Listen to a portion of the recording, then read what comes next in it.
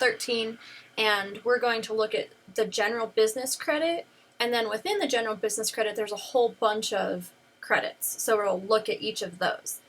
And so like I just said, it's composed of a number of business credits all combined into one final amount that is on the tax return. The general business credit is limited to net income tax reduced by the greater of the tentative minimum tax or 25% of regular tax liability that exceeds $25,000. So even if they have credits greater than that amount, it's limited by one of those two things. And then any unused credit is carried back 1 year and then forward 20 years. So that means if they have unused credit, to carry it back, they would need to do an amended return for the previous year and then can carry the rest of it forward for the next 20. And when there are carrybacks, the FIFO method is applied. So just if there were multiple years of carrybacks and carryovers, we would use the first in, first out, meaning which, like, for example, if they had a credit in 2019, 20, and 21, all of which exceeded the limit, then in the next year, 2020, we'll say, well, I guess we're all the way up to 2022 based on what I just said. So it's 2022. If we still had leftovers from 2019, 20, and 21, we would use up all of 2019 before we started using 20. And then obviously use up 20 before we started using 21. So as far as the different credits within the general business tax credit, there's the tax credit for rehabilitation expenditures. And so this is intended to discourage businesses from moving from older, economically distressed areas to newer locations, and instead trying to encourage them to preserve historic structures. So in more simple terms, it's just trying to encourage people to stay in older buildings and renovate them or rehabilitate them to continue using them rather than abandoning them and just moving to a new modern type of area.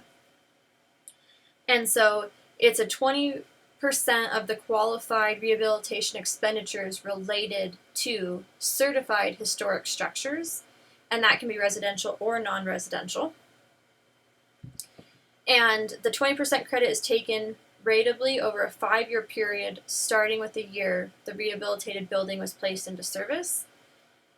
And the basis in the structure is reduced by the full rehabilitation credit allowed. So as we are taking this credit, we have to reduce the basis accordingly. And it's just important to know that, because if, let's just say the basis was $100,000, and so we are reducing it by $20,000, that means our new basis would be $80,000, which is important because then if we sell this building, that means we're going to have a greater gain than if it wouldn't have impacted our basis. However, that's usually not really a problem because the long-term gain has typically a lower tax rate anyways. So even though we'd be paying greater tax at that point, the impact wouldn't be as much as the benefit of taking advantage of this credit now. To qualify for the credit, it does have to be a certified historic structure and must be substantially rehabilitated during a 24-month period with qualified rehabilitation expenditures that exceed the greater of the adjusted basis of the property before the rehabilitation expenditures, or $5,000. And so there are like government entities that determine which buildings are certified historic structures. And so, for example, in downtown Pueblo, there's like the historic district, and all those buildings are qualified as certified historic structures. It does not include the cost of purchasing the building, the cost of facilities related to a building, so like the parking lot and those sorts of things, and cost of enlarging the existing building. So it's not doing a full-on like add-on, but rather taking the space that you have and improving it so that it can be continued to be used rather than abandoned. There's also the work opportunity tax credit, and so it applies to the first 12 months of wages paid to individuals falling within target groups. So this is obviously a credit to encourage employers to hire these specific groups that the government has identified, or our legislators have identified as like needing more help to get into the workforce. It is limited to a percentage of the first 6,000 of wages per eligible employee. 40% if the employee has completed at least 400 hours of service, 25% if they've completed at least 120 hours, and the deduction for wages is reduced by the credit amount. So let's just say, for example, that their wage expense was $15,000 for the year, but they're going to take a credit of $6,000. It would reduce the $15,000 expense down to the $9,000, and $6,000 would instead be a credit. And because of what we talked about previously, the credit has a better tax benefit than the deduction, so it would make sense for the business person to be willing to do that. As far as research activities go, this is a credit to encourage business-related research and experimentation, or R&D. And so it has three parts: incremental research activities credit, a basic research credit, and an energy research credit. The incremental research activities credit is 20% times the qualified expenditures minus the base amount. Expenditures qualify if the research relates to discovery of technological information intended for the use in developing a new or improved business component of the taxpayer. And expenditures qualify fully if the research was done in-house, but only 65% if it was outsourced to somebody outside of the company. It is not allowed for research conducted once commercial production begins. So once we've started producing whatever this product is, we can't then do research, or we can't get a credit for additional research after production's already started. It's not allowed for surveys and studies such as market research, testing, or routine data collection. It does not work for research conducted outside of the United States, Puerto Rico, or U.S. possessions. And it is not allowed for research in the social sciences, arts, or humanities.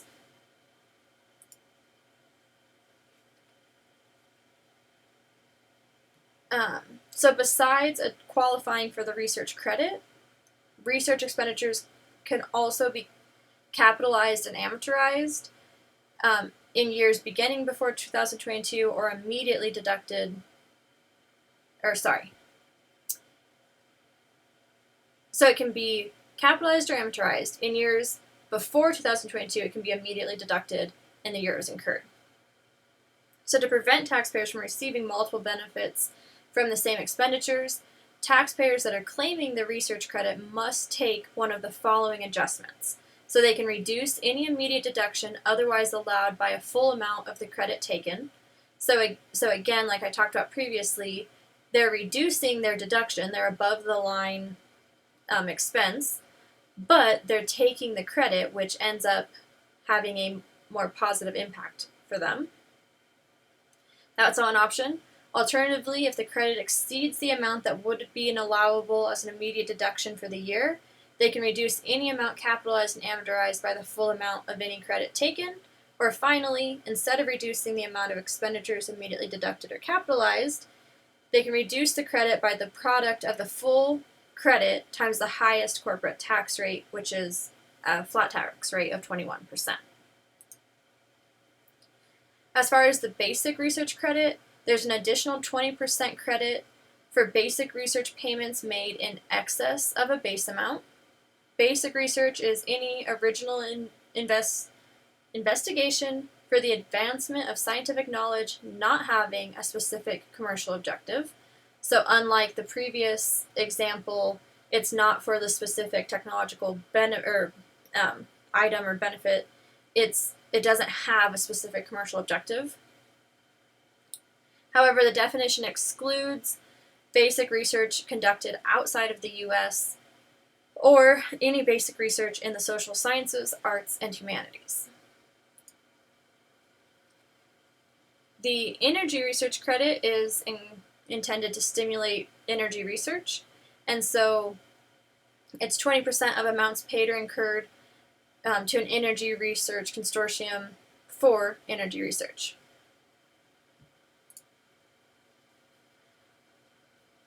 Then there's the low-income housing credit, and so it's influenced by non-tax factors.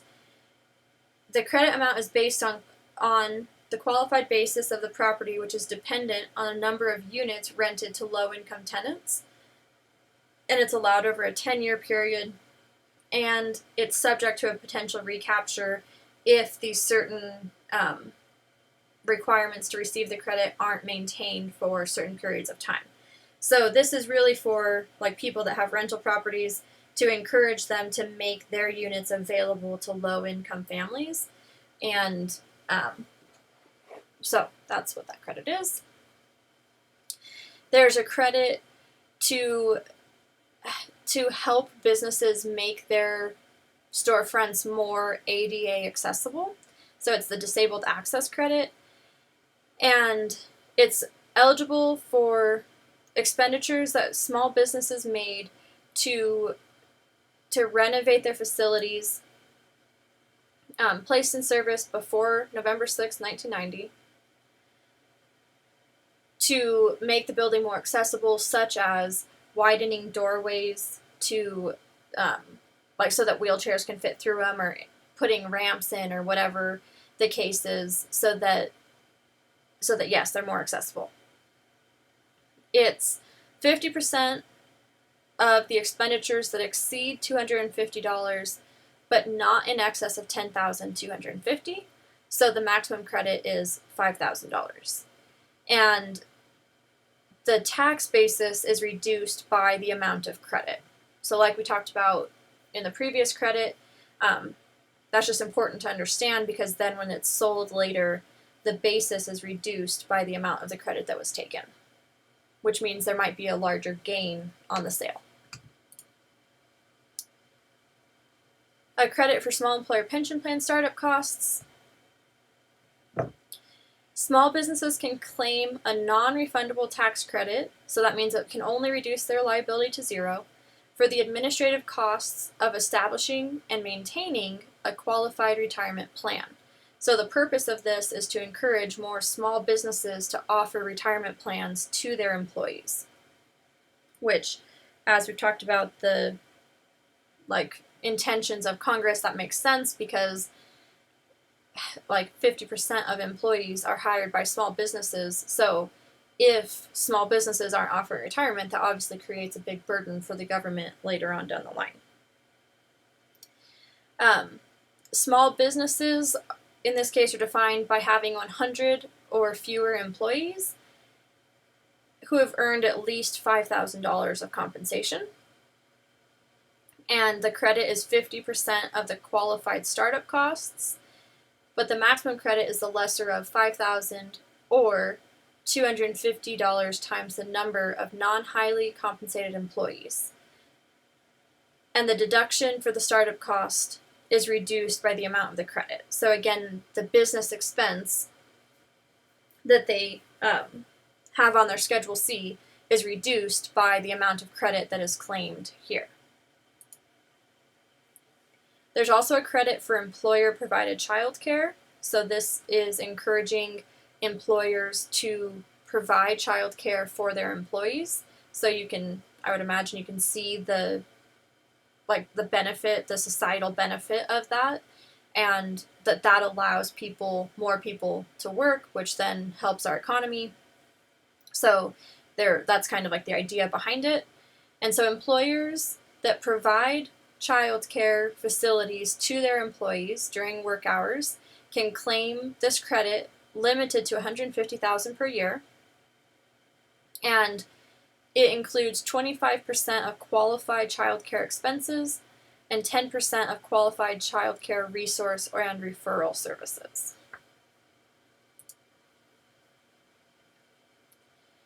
Any qualifying expenses that would have been reported on the Schedule C must be reduced by the credit that is claimed. The basis of qualifying property must be reduced by the credit amount. So, for example, if they actually purchase a daycare facility,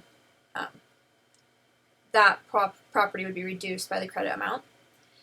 And the credit is subject to a recapture if the child care facility isn't continued to be used as such for the 10 years of being placed in service. So once the company starts it, they have to continue to offer that for 10 years. Otherwise, there is a recapture rule that they'd be subject to. As far as the general business credit, there's also a credit for employer-provided family medical leave, FMLA. And so this is to try to encourage more businesses to offer FMLA to their employees. So employers can claim a general business credit of 12.5% of wages paid to qualifying employees while they're on family and medical leave. And to claim the credit, the employer has to pay at least 50% of wages normally paid to the employee during leave. So I don't know, you guys might not all be aware, but like when a woman has a baby, they get family medical leave, which means that they have to be given time off and still have a job when they come back, but the employer doesn't have to pay them for that time. So they might get 12 weeks off but not receive any money while they were gone. Some businesses pay a portion of their wages, like this is saying at least 50% of their salary is continued to be paid while they're gone. And then there's other businesses that pay the 100% full wage. When I worked at the community college and had my first child, I had to use my sick time in order to continue to receive my wages. So if I wouldn't have done that, I would have received no money for taking my time off to have my child. So this is obviously trying to encourage more businesses to offer not only the time, but the pay that goes with it. If the wages paid are greater than 50% of normal wages, the credit is increased by 0.25% for each percent above 50%. So, for example, if they paid 50%, it's 12.5%. If they paid 51%, it'd be 12.75%. And the credit is limited to 12 weeks of leave per employee during any taxable year. So if they were super generous and decided to give them, 16 weeks, the credit is only for the pay associated with 12 weeks. And to take advantage of the credit, the employer must have a written policy in place that allows the qualifying full-time employees no less than 2 weeks of annual paid family medical leave. So what that's saying is you can't just randomly decide to give it to somebody. It needs to be a written policy that applies to everybody. Not just like, okay, this year we want to take advantage of this credit, so I guess we'll give our pregnant lady the leave. It's a written policy that's in place. And the credit applies to wages paid in taxable years beginning after 2017 and before 2026. So again, this is one of those 2017 TCJA things that might go away after 2026, or legislators might vote to continue on.